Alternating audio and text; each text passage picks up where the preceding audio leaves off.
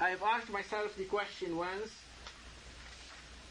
and it's the question that everybody was asking me, and so I sat down and made a few points of meditations on it.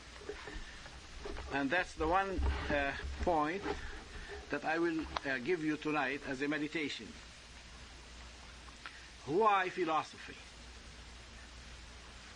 The most common answer to it today is why indeed. Let's get rid of it. And today philosophy does not exist in our colleges. Whatever substitutes they give for it are the very opposite.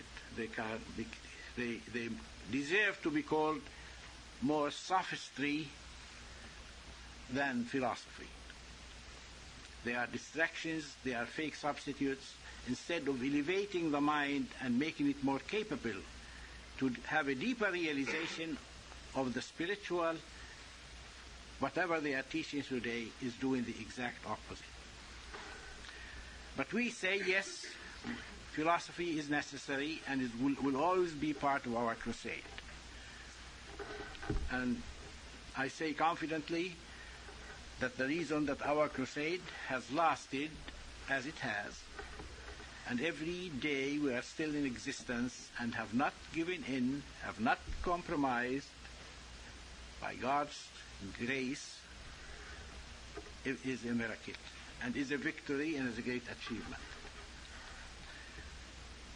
I say, why philosophy? First, because philosophy is natural to man to raise the questions and to try to answer them.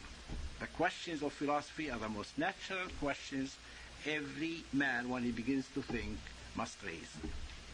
It proceeds from man's essence as a rational being.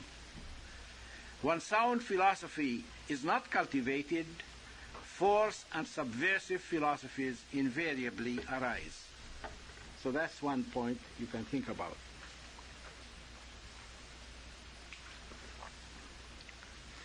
Two, because all man's activities and achievements in art, science, government, you can add education, you can add anything else you want, or any other field of civilized work, proceed from thought as from their proper principle, and can therefore be subverted by bad thinking about fundamental matters. This is precisely the province of philosophy. 3. Because there is in history a tradition of true philosophy. What do we call it in Latin? Philosophia perennis. And by uniting our minds to this tradition, we achieve unity with the best minds of other ages and other countries. What a communion we have with St. Francis of Sales, with St. Thomas Aquinas, St. Augustine. Every one of them raised and thought and meditated very deeply on all the fundamental problems that we are occupying ourselves with. We join in the common effort of humanity to seek, attain, and preserve the higher values. We live in an age in which we see the collapse of values. That's a subject I could start and never finish. How many values we see collapsing around us every day. Because true philosophy prepares the mind for God's revelations and serves to expound and to defend the faith, on which account it is called, in Latin, what do we say? Ancilla theologiae, the handmaid of theology. Without solid philosophic foundations, both piety and morality become superficial, unstable, and ineffective. 5. Because the spirit and method of philosophy save the mind from the narrowing effects of the scientific method, which is excessively dominant today in education. There is a place for science, but it is certainly being put completely out of its place.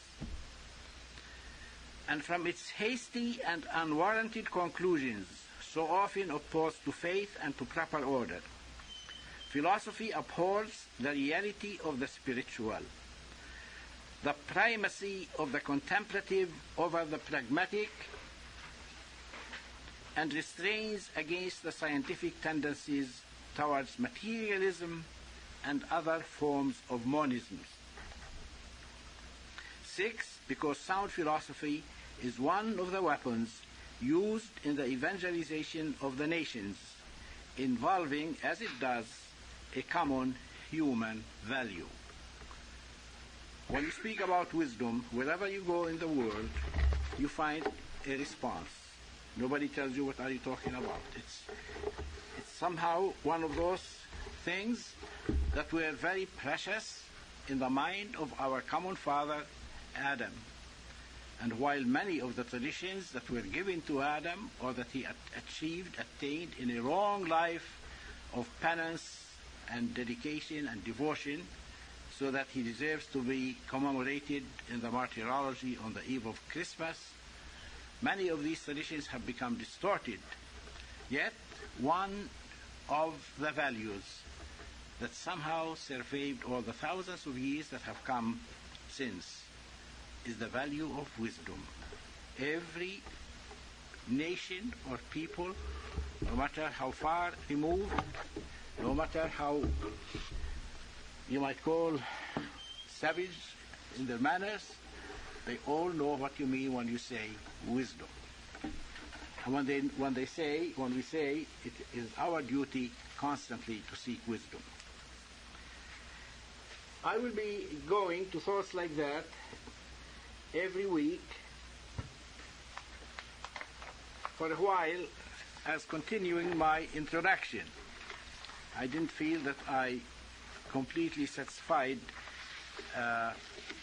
what I intended to do in those introductory lectures. But since logic itself is in the nature of an introduction to philosophy, that's what it is, especially minor logic. And that's going to be our course now. I will continue to study philosophy in general while we are learning our minor logic. I would like to have a textbook in your hands to give you a chance a little bit to refer to it during the week, to do a little out-of-class study. It's not absolutely necessary. If you pay good attention here and don't go to sleep on me, even when I deserve it, I think you will get enough of what is meant to be achieved by this course. But some of you who would like to do it a little more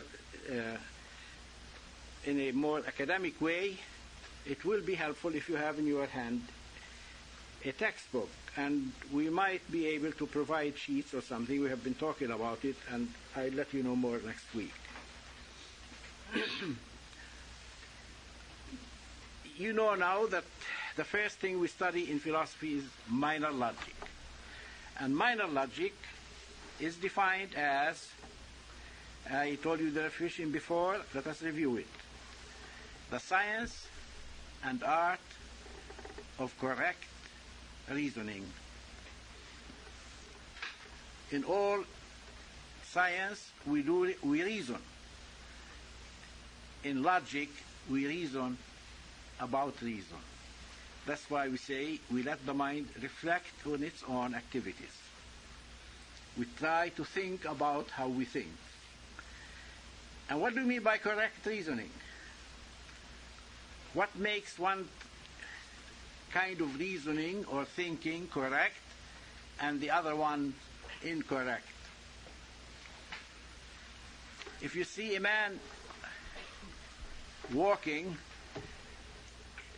you know he has in mind some place that he wants to go. Is there anything more ridiculous than to ask a man, where are you going? Say, I don't know.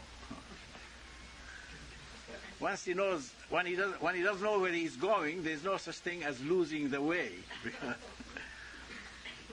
But if he's trying to go somewhere, well, then he can lose the way. And then you say he's in error. He took the wrong